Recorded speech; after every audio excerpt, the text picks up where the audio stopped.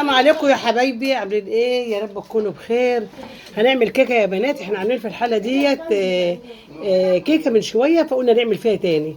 هنا 5 بيضات، والاحمر ده فانيليا. وقد ايه سكر يا منال؟ كوبايه ونص. وكوبايه ونص سكر. اضربي يا منال، اضربي. المفروض يا بنات 3 بيضات كبار، احنا ما عندناش بيض كبير، عملنا 5 بيضات بلدي مع الفانيليا مع كوبايه ونص سكر.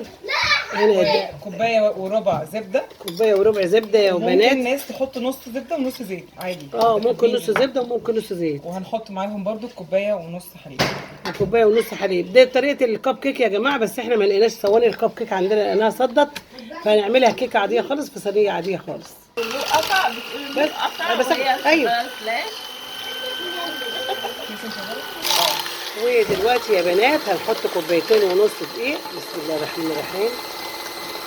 عليهم الكيس بيكنج باودر. عليهم كيس بيكنج باودر يا بنات. احنا كنا حاطين على الاثنين ونص دقيق، كنا حاطين كيس بيكنج باودر.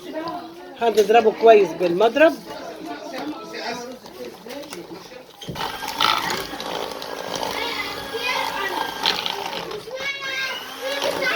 ودلوقتي يا جماعه دهنا الصينيه زبده زي ما انتم شايفين، وهننزل بسم الله ما شاء الله زي ما انتم شايفين كده.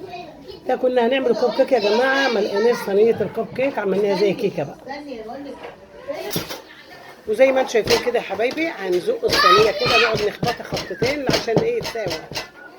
وبعدين يا جماعه احنا طبعا هي فيها زبده كتير، فهتسيح اول ما تخش في الفرن وهتتساوي. هندخلها الفرن دلوقتي، وبعد ما تطلع نشوفها اخرها ايه. قصه الكيكه اللي هي معموله بعجينه الكب كيك يا جماعه.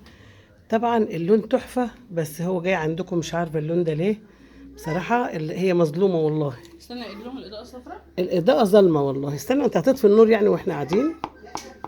بسم الله الرحمن الرحيم.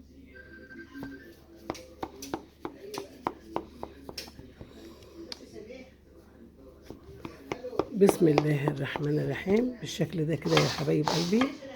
هنقول بسم الله بسم الله بسم الله بسم الله الرحمن الرحيم.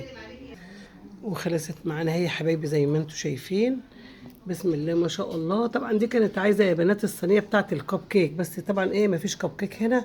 الصواني لقيتها بصديه، فعملنا في صينيه عاديه زي الكيكه كده. الف هنا وشفا علينا هنا، والف هنا وشفا للي يعمل زينا. يا رب تكونوا استفدتم. تحياتي لكم جميعا. فستق الجعلي. سلام عليكم.